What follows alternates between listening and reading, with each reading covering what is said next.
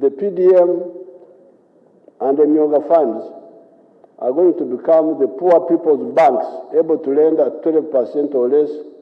According to a recently released fact sheet by Tuaweza titled The People's Priorities, Ugandan Citizens' Experiences and Opinions, the leading concerns for most Ugandans today are unemployment, access to health services, the rising cost of living, corruption, hunger, poverty and inequality. Despite these challenges, the report highlights areas where Ugandans are most satisfied with government performance compared to previous years, especially in the improvement of education quality and reduction in crime rates.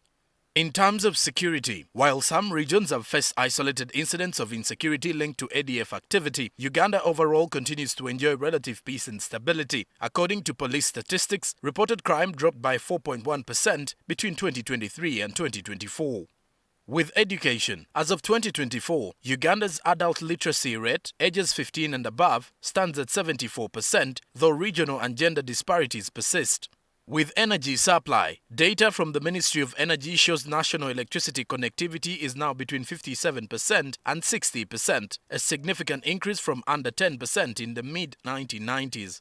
Agriculture. Uganda continues to perform strongly in the global market for crops like coffee, maize and vegetables, with agricultural exports reaching $2.6 billion in 2023. When it comes to foreign relations, Uganda has maintained cordial relations across Africa and globally. However, countries like the UK and USA have imposed sanctions on some government officials over governance and corruption concerns. With the regional stability and refugee policy, Uganda remains active in peacekeeping efforts through missions like Operation Shuja in DR Congo and ATMIS in Somalia, while also hosting over 1.6 million refugees, making it one of the largest refugee-hosting countries in the world. However, the report also shows that in several critical areas, a majority of citizens feel the government is underperforming, particularly in addressing the high cost of living, job creation and corruption. Many Ugandans struggle to afford basic daily meals, school fees, clothing and housing. Despite inflation easing to 6% in 2024, the fuel prices remain relatively high.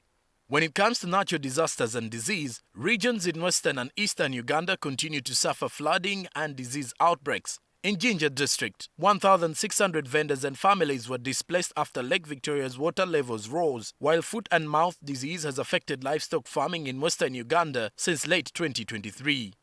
Youth unemployment remains one of the country's most pressing issues, with graduates from universities and training institutions struggling to find jobs. Salary disparities across the civil service remain unresolved. Despite increments for scientists in the 2021-2022 financial year, teachers and other humanities professionals have seen promised increases go unfulfilled. On the political climate side, Uganda's multi-party system continues to face criticism, especially from opposition politicians who accuse security agencies of blocking activities, abducting supporters and curtailing political freedoms. In regards to corruption, prominent leaders including Speaker Anita Among, former Minister for Karamoja Dr. Goreti Chitutu and Minister Amos Lugolobi are currently under sanctions from the UK and US over corruption allegations. The Inspectorate of Government estimates that Uganda loses 10 trillion shillings annually to corruption. And in regards to the debt burden, Uganda's public debt is growing. Of the 72.1 trillion Ugandan shillings allocated for the 2024-25 national budget, 34.3 trillion shillings was dedicated to debt servicing and interest payments. Yet, 1.8 trillion shillings in borrowed funds remains undisbursed, costing the government 73.9 billion shillings in commitment fees, according to the Auditor General's December 2024 report.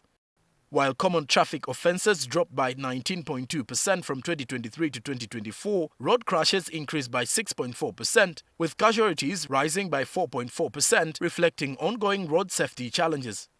Last year, President Joram Museveni reiterated Uganda's 3 historic missions, achieving prosperity, ensuring strategic security and promoting African unity. He underscored the 4 core NRM principles: patriotism, Pan-Africanism, socio-economic transformation and democracy. Museveni praised the growth of Uganda's economy to $55 billion, but acknowledged persistent obstacles such as corruption, trade barriers and poor regional integration.